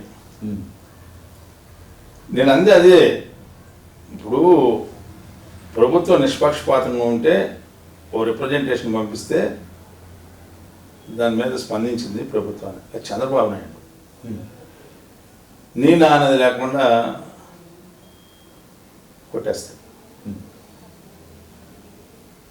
ఈ ప్రభుత్వంలో ఇంత ఓపెన్గా ఇసుక, మద్యం, భూ కుంభకోణాలు, ఉద్యోగాలు అమ్ముకోవటాలు, వాలంటీర్లను పదవులు ఇచ్చేటప్పుడు డబ్బులు దోచుకోవటం, సచివాలయ ఉద్యోగాలకి డబ్బులు దోచుకోవటం, ఇన్ని కనపడుతున్నా కూడా నెమ్మది నీరెత్తినట్టుగా నేను ఒకటే అడుగుతున్నాను సార్. ఎందుకంటే నిదర్శనం ఉంది, మీరు అడిగారు కాబట్టి ఒక చిన్న ఎగ్జాంపుల్ ఇస్తాను మీకు, చాలా బ్యూటిఫుల్ ఎగ్జాంపుల్.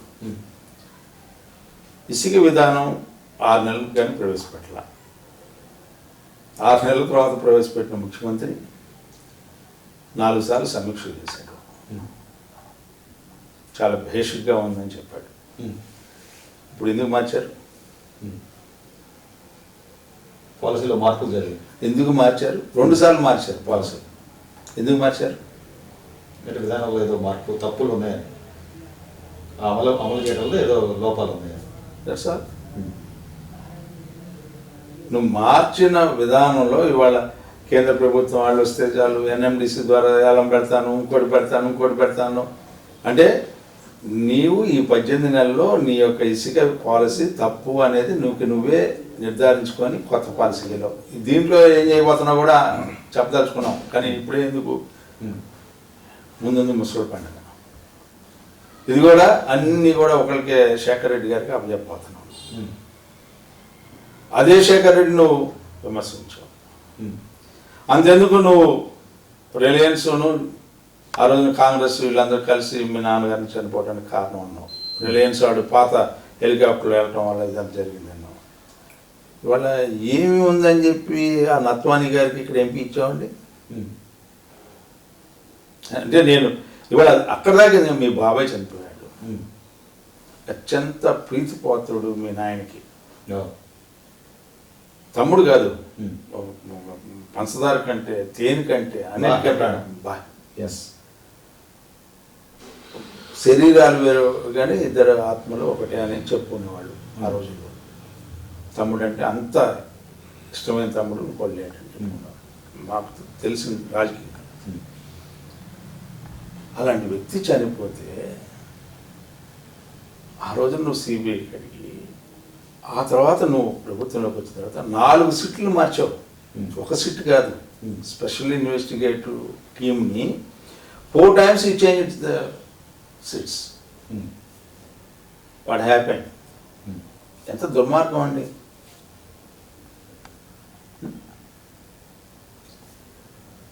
మరి ఇంత దుర్మార్గంగా ఇక్కడ కనపడతా ఉంటుంటే ప్రత్యక్షంగా మన కళ్ళకు ముందర కనపడే సాక్ష్యాలతో కూడినటువంటి అంశాలైతే ఇంక ఎవిడెన్స్లు ఏం కావాలంటున్నాను. ఎవిడెన్స్తో పని లేదు. ఇది రాజారెడ్డి కాన్స్టిట్యూషన్ ప్రివేల్ అవుతా ఉంది ఈ స్టేట్లో. ఏంటి సార్ అసలు రాజారెడ్డి రాజ్యాంగం అంటే ఏంటి? అంటే అప్పుడు మీరు చూసారు గతంలో, మీరు యువకుడుగా ఉన్నప్పుడు ఆ రాజారెడ్డి గారి చూసుంటారు. మా ప్రేక్షకులు రాజారెడ్డి రాజ్యాంగం అంటే ఏంటి అసలు?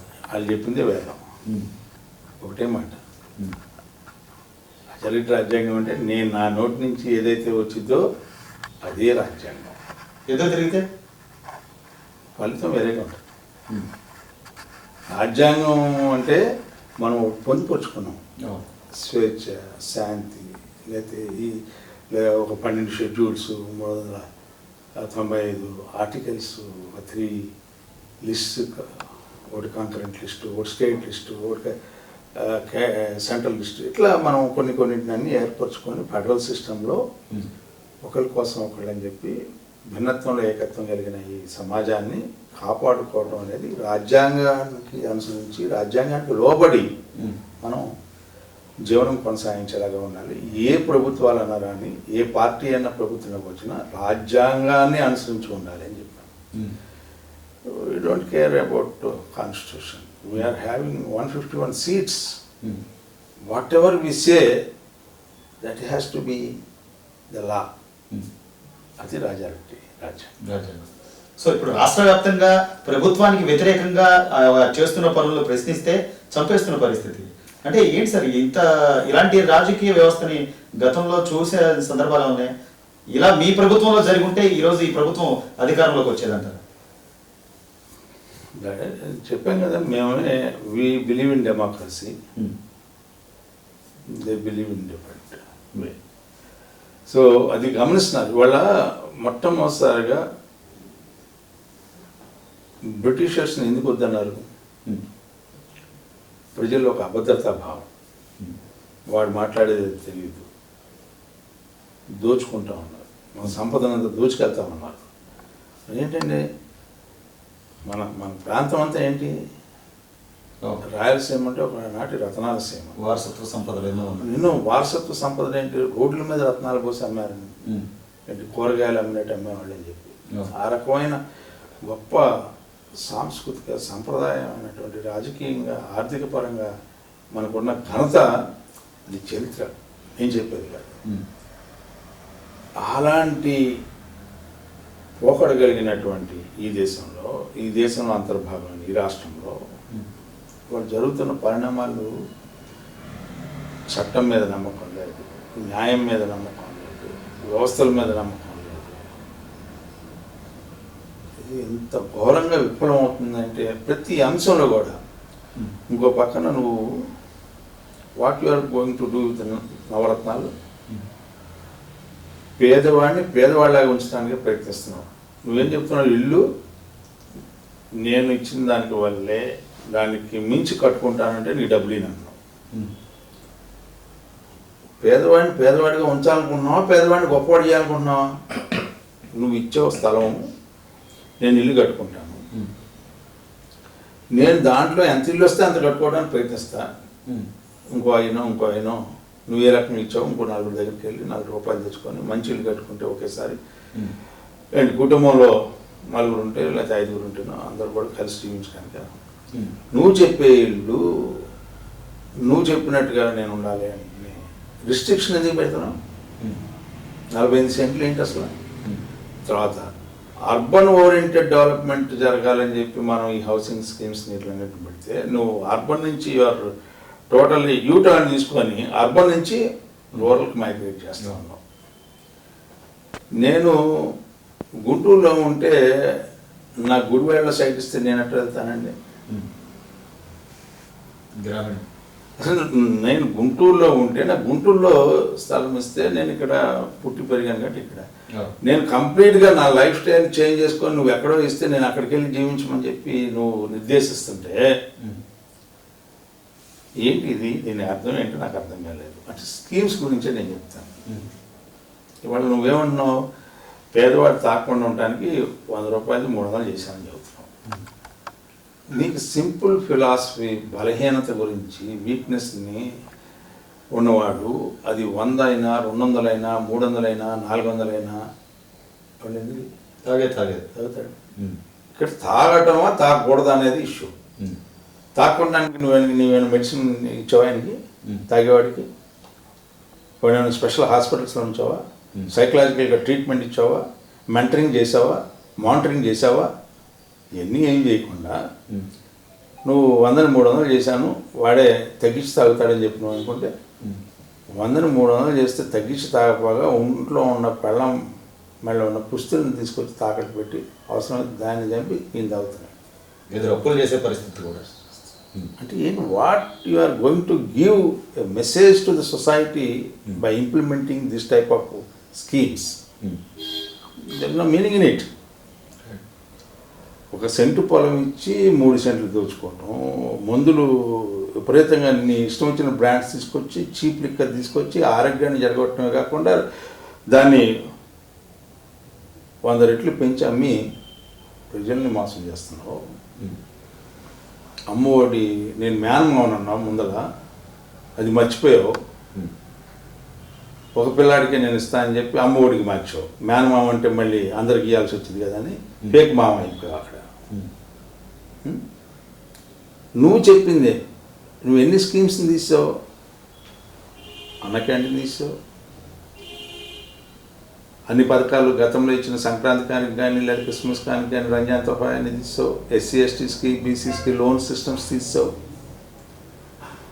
ఇంకా పైన చంద్రన బీమా పథకం తీసావు, చంద్రన కానుక తీసావు, పెళ్లి కానుక తీసావు. నువ్వు ఎన్ని స్కీమ్స్ తీసేసి వాటిలన్నింటినీ మెర్జి చేసి ఈ నవరత్నాలు అనే పేరుతో నువ్వు చేసే అరాచకం ద్వారా schools, English medium, Telugu medium, నేను ఆ సబ్జెక్ట్ జోలికి వెళ్ళను. కానీ స్కూల్స్లో నువ్వు కంటెంట్ డెవలప్మెంట్ ఏది? క్వాలిటీ డెవలప్మెంట్ ఏది? టీచర్స్ ట్రైనింగ్ ఏది? What is your pedagogy to impart quality education in the state? What is your methodology? So ఏం లేదు, నువ్వు 77 జీవో ఇచ్చావు, నేను వీళ్ళకి పీజీలకి తీసాను, ఎయిడెడ్ తీసాను. ఎడ్యుకేషన్ ఈజ్ ఏ సోషల్ రిఫార్మింగ్లోకి base. You cannot equate with the monetary things. లాస్ట్లో కూడా మా గవర్నమెంట్లో కూడా 99లో ఈజ్ గ్రాంట్స్, ఇది యూనివర్సిటీకి గ్రాంట్స్ మాకు ఎప్పుడు జరిగితే 10% కట్ అన్నారంటే నేను ఆ రోజు ముఖ్యమంత్రి గారికి చెప్పాను, ఎడ్యుకేషన్కి మనం కట్స్ చేయటం. రెండోది ఇల్లు కట్టుకోవటంలో మేము ఫైటింగ్ అదే మా నాయకుడితో. ఇల్లు కట్టుకునేటప్పుడు పెద్ద ఇల్లు కట్టుకున్నాను అనుకోండి, కట్టుకొని మనం పూర్ మ్యాన్గా గుర్తించామా లేదా? వాళ్ళ ఆర్థిక స్తోమతను బట్టి. ఎస్, ఫలానా వెంకటేశ్వరరావు అనేవాడు he is under the below poverty line or not. Once you identified that is a poor man, you give him whatever you want to give, you give it by the government. Let him enjoy by bringing some more money and constructing a good house. What is the problem to you? నువ్వు మంచి ఇల్లు కట్టుకుంటే నాకేం నష్టం? నేను ఇవ్వాల్సింది నీ పేదరికాన్ని గుర్తించి నీ పేదరికాన్ని తొలగించడానికి నీకు నేను చేయగలిగిన నా పరిధిలో ఉండి, నేను ప్రభుత్వంలో ఉన్నాను కాబట్టి, పాల్గొడుగా ఉన్నాను, నన్ను నువ్వు గెలిపించావు కాబట్టి నీ మీద విశ్వాసంతో నిన్ను అభివృద్ధి చేయాలనే ఉద్దేశంతో నేను చేసిన సహాయం. ఆ సహాయానికి కూడా మళ్ళీ నిబంధనలు పెట్టి ఇవాళ నెంబర్ 1 ఫెయిల్యూర్. కౌలు రైతు నువ్వు గుర్తిస్తాను, నేనున్నాను, నేను చూస్తున్నా, నేను వస్తున్నా, నేను మాట తప్పను, ఇవన్నీ నీ డైలాగులే. ఒక్క కౌలు రైతును గుర్తించావా? నీకు తెలియదా ఈ సమాజం గురించి? ఏ రైతు కూడా కౌలు రైతుకి రాతపూర్వకంగా భూమిని అప్పచెప్పడు. That is the system and tradition is continuing since so many decades in the state. Everybody have knowledge about this. Why you have not implemented, as you said, as you given assurance to the people by you when you were in the opposition? గతంలో ఇచ్చిన 17-18 లక్షలు కూడా తీసావు. 1,00,000 మంది 1,53,000 నీ official రికార్డులో ఉంది. వాళ్ళేనా కౌలు రైతులు?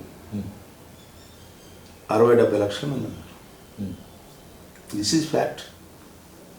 సో ఈరోజు రైతులు ప్రస్తావన వచ్చింది కాబట్టి రైతులు 380 రోజుల పైబడి ఇంకా ఉద్యమ సభ దీనిలోనే ఉన్నారు సార్. అంటే ఉద్యమాలు ఇంకా ఒక వాళ్ళ వైపున ఒక మంచి నిర్ణయం వెలువడుతుందేమో, అదే అమరావతిని కొనసాగిస్తారు అని చెప్పేసి ఉన్నటువంటి పరిస్థితి. అయినా ఇంకా అదే తరహాలో మాట్లాడుతూ ఉండాలి. ఇప్పుడు ఉన్నటువంటి మంత్రులు కానివ్వండి, వాళ్ళ త్యాగాలను ఏమాత్రం గుర్తించకుండా మేము 3 రాజధానులకే కట్టుబడి ఉన్నామని చెప్పడం. దాదాపు 120 మంది రైతులు చనిపోయిన పరిస్థితి. ఆనాడు రాజశేఖర రెడ్డి గారు చనిపోతే పాదయాత్ర చేసి ఓదార్పు యాత్ర చేసినటువంటి ముఖ్యమంత్రి. అసలు ఏమైందండి, అక్కడ దాకా కాదండి. ఈ 2 జిల్లాలు 3 జిల్లాల్లో ఉన్న ఎమ్మెల్యేలు మంత్రులు కానీ ముఖ్యమంత్రి ఏం చెప్తే దానికి ఎదురు చెప్పే తత్వం కానీ లేకపోతే డిస్కస్ చేసే తత్వం కూడా లేనటువంటి వాళ్ళు ఇవాళ ఏం చెప్తారు? వీళ్ళు ఇక్కడ క్యాపిటల్ ఉంచంగా అక్కడికి ఎగ్జిక్యూటివ్ క్యాపిటల్ తీసుకెళ్ళి ఇక్కడ జ్యుడిషియల్ క్యాపిటల్ 3 చోట్ల ఉంటే ఇవాళ ఎఫిషియన్సీ ఆస్పెక్ట్లో కానీ ఎక్స్పెండిచర్ యాక్సెప్ట్లో కానీ 9 times ఖర్చు అవుతుంది. ఒక పక్కన రైతులు చేస్తున్నారంటే అసలు వాళ్ళకి ఆ కాన్సెప్ట్ లేదంటున్నా. ఇప్పుడు ఎవరైతే చేశారో వాళ్ళు పెయిడ్ ఆర్టిస్టులు అన్నారు. నువ్వే నీ శిబిరమే ఒరిజినల్ ఆర్టిస్టులు అని చెబుతున్నావు. అంటే నీకు ఏది మడితే అది మాట్లాడేదానికి మహిళలు అనేది కూడా చూసుకోకుండా రంగులు వేసుకుంటున్నా వచ్చారని చెబుతున్నావు. ఎందుకంటే గౌరవం ఉంటుందండి. ఇప్పుడు నువ్వు ఒక మహిళని గౌరవించే స్థితి నీకు తెలియకుండా నువ్వు ప్రభుత్వాన్ని నడుపుతా ఉంటే ఎందుకంటే గౌరవం ఉంటుంది.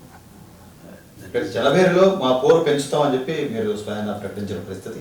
అంటే ఏంటి సార్, ఏం చేయబోతున్నారు భవిష్యత్తు ప్రణాళికలు ఏమైనా ఉన్నాయా? మేము ఆల్రెడీ పోరులోనే ఉన్నాం. కొత్తగా పోరు అంటే శ్మశాన వైరాగ్యంతో ఉంటాం కొన్నిసార్లు, అట్లాగే ప్రసూతి వైరాగ్యంతో ఉంటాం కొన్నిసార్లు. దానికి టైం కొద్దిగా పట్టింది. ఇప్పుడే అన్నిటిని వదిలించుకొని అసలు ముందర సమాజం లేకపోతే మరి రేపు భవిష్యత్తు చక్కగా ఉండాలంటే ఏంటి, ఈ అంధకారం నుంచి బయటపడాలనేది అందరు కూడా వెలుగులోకి వస్తూ ఉన్నారు. ఏమంటే ఇన్ని చెప్తాడు ముఖ్యమంత్రి కానీ మంత్రులు కానీ. గత ప్రభుత్వంలో పనులు చేశారు. ఈ రాష్ట్రంలో 25,000 కిలోమీటర్ల సిమెంట్ రోడ్లు వేశారు లేదా అనేది ఫ్యాక్ట్ కదా. ఫ్యాక్ట్ కాకపోతే చెప్పండి, ఈ ఊళ్ళో ఇన్ని కిలోమీటర్లు కరెక్ట్గా వేశారు, ఇన్ని కిలోమీటర్లు వేయలేదు. వేసినాటికని ఇవ్వాలి డబ్బులు. ఏంటి నీ యొక్క విధానం? అంటే అప్పుడు వేసిందల్లా కూడా తెలుగుదేశం వాళ్ళు కాబట్టి ఆర్థికంగా వాళ్ళని చంపేస్తే అది లేకపోదని చెప్పి దుర్బుద్ధితో ఉంటే పిల్లిని కూడా తోక పట్టుకొని ఆడిస్తే అది పులి అయిద్ది అన్నట్టుగా ఇవాళ పుల్లుగా నీ వల్లే తయారవుతున్నాం.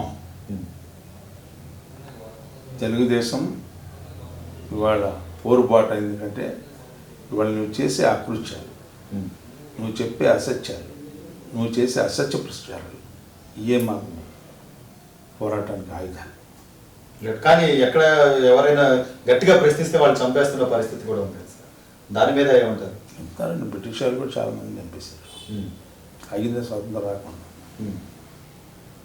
సో ఖచ్చితంగా పోరైతే ఉంటుంది, ఎంత బెదిరించినా ఎలాంటి సంఘటనలు జరిగినా తప్పదు కదా. నా కోసం కాదు, ఇది ప్రజల కోసం. ఇప్పుడు మంత్రుల గురించి మాట్లాడాలి, ఎస్పెషల్లీ కొడాలి నాని గారి గురించి మాట్లాడాలి అంటే ఆయన కనీసం అంటే రాజకీయ వయసు ధర్మాన్ని కానివ్వండి, లేకపోతే వయసులో పెద్దవాడు లేకపోతే రాజకీయ నేతగా మనకి భవిష్యత్తు ఉండవా సార్? సార్ వీళ్ళందరి గురించి మనం ఎంత తక్కువ మాట్లాడకుండా ఎందుకంటే వివేకంతో మాట్లాడే వాళ్ళ గురించి మనం మాట్లాడుకోవచ్చు, లేకపోతే భాష గురించి మాట్లాడుకునే వాళ్ళ గురించి మనం మాట్లాడుకోవచ్చు. ఇది తప్ప రైట్ అనేది తెలిసి మాట్లాడే వాళ్ళ గురించి అయితే మనం మాట్లాడుకోవడం అనవసరం. ఎందుకంటే తెలిసి మాట్లాడతామన్నారు. వీళ్ళ ఆలోచనలు వేరు. వీళ్ళు ఎందుకు మాట్లాడుతున్నారు, దేనికి మాట్లాడుతున్నారు అనేది ప్రజలకు అర్థమైపోయింది. దాని గురించి అసలు మనం చర్చించుకోవడం అనవసరం. అంతకు ముందు రోజే అసలు ప్యాకాటను మేము పూర్తిగా బ్యాన్ చేసేసాము మా ఇదిలో అని చెప్పి తర్వాత రోజుకే అవును మా పోలీసులే పట్టుకున్నారు అని అనే పరిస్థితి. అంటే పోలీసులు ఏ ప్రభుత్వం అయినా పోలీసులే మా పోలీసులు అని చెప్పడాన్ని ఎలా చూడాలి సార్? అది ఇప్పుడు అది చంద్రబాబు నాయుడు గారు మాట్లాడాల్సిన మాట, జగన్మోహన్ రెడ్డి గారు మాట్లాడాలి. ఆ మాట మాట్లాడినందుకు మంత్రి మా పోలీసులే పట్టుకున్నారు అనే దానికి he has to answer to his minister's voice. It is his responsibility. నిజంగా ఒక ముఖ్యమంత్రి ఒకసారి మంత్రి మాట్లాడిన మాటల్ని పరిగణలో తీసుకుంటే ఏ ముఖ్యమంత్రి అయినా సరే ఏం చేస్తాడు, దానికి ఆన్సర్ ఏంటనేది ప్రజలు చెప్పుకుంటున్నా సార్. ప్రజలకు ఉన్న భావాన్ని తెలుసుకోమనండి. ఎందుకంటే టెక్నాలజీ వచ్చింది. జస్ట్ 100 మంది ఫోన్ చేసి ఆయనే ఏమో నాన్నగారు మాట్లాడింది ఎట్లా ఉందమ్మా అని అడగమన్నాడు. ఆయన ఇష్టం వచ్చిన ర్యాండమ్ నెంబర్స్ తీసుకొని ఆయన కూడా మంచి పేరు వస్తుంది. నేను అనేది ఇప్పుడు రైట్ మాట్లాడి రాంగ్ మాట్లాడి నాకైతే అర్థం కావట్లేదు. నేను అనుకుంటున్నాను నేను చాలా వాస్తవం మాట్లాడిన అనుకుంటున్నాడు నాని గారు. ఎందుకంటే ప్యాకెట్ ఆడతాం కదా, జైలుకి తీసుకెళ్తే 100 రూపాయలు కట్టి మళ్ళీ వచ్చి ఆడుకుంటాం కదా అనే మాట మాట్లాడుతుంటే నువ్వు మంత్రిగా ఉండి ముఖ్యమంత్రిగా చూస్తూ ఉంటే ఆయన మాట్లాడుతూ ఉంటే దాని మీద ఏ రకమైన స్పందన లేకపోతే ప్రభుత్వం దగ్గర నుంచి ఈ ప్రభుత్వం యొక్క ఆలోచన విధానం, ఈ ప్రభుత్వం యొక్క ఆంతర్యం, ఈ ప్రభుత్వం ప్రజల పట్ల ఉన్న ఆలోచన ఇది అనేది అట్లా కట్ చేసి ఫ్రేమ్ చేసి చూసుకుంటే కనపడే అంశం. సుదీర్ఘ అనుభవం ఉంది రాజకీయంగా. ఇప్పుడు జనసేన పార్టీ గురించి రాజా గారి మాటల్లో చెప్పాలి అంటే ఏంటి? జనసేన పార్టీ గురించి పార్టీ ఉంది కదా, మొన్న ఎన్నికల్లో పోటీ చేశారు, వాళ్ళకి ఒక పార్టీ ఉంది, ఒక నాయకుడు ఉన్నాడు. గతంలో మీతో పొత్తుంది, ఇప్పుడు తాజాగా బీజేపీతో పొత్తుంది. వాళ్ళ ఆలోచనలు ఎట్లా ఉన్నాయనేది మనం ఇప్పుడే ఏం చెప్పలేం కదా. అంటే రేపు 2024 ఇప్పుడు ఉన్నటువంటి ప్రభుత్వానికి మేమే ప్రత్యామ్నాయం అని చెప్పి చెప్తున్నారు కదా. అసలు ఏ రాజకీయ పార్టీ అయినా చెప్పుకోకపోతే అసలు ముందు నిలబడలేదు సార్. జనరల్గా మనం ఆలోచిస్తే ఏ పార్టీ అయినా సరే, ఎలాంటి పార్టీలు అయినా సరే, ఎవరైనా సరే మనకి ఆశాజీవులుగా ఆప్టమిస్టిక్గా ఉండకపోతే political parties will not continue.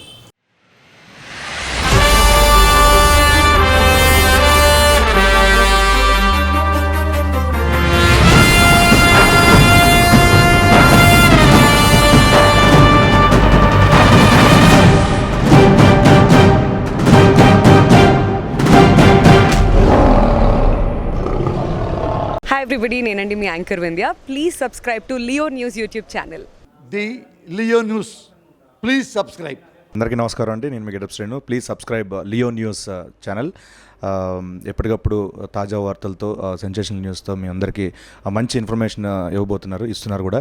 So subscribe చేయండి, సపోర్ట్ చేయండి. Thank you so much. And please subscribe Leo news. అంటే నేను అక్కడ మేమే అందించి ఈ చిన్న చిన్న వాళ్ళు కూడా మేమే అందించి చచ్చిపోతున్నామండి వీడితో. నిజంగా వీడు మాత్రం మమ్మల్ని బాగా వినియోగించుకుంటున్నాడు. Thank you. Please subscribe Leo News. Thank you. ఇలాంటి ఇంట్రెస్టింగ్ వీడియోస్ కోసం తప్పకుండా మా ఛానల్ని సబ్స్క్రైబ్ చేయండి.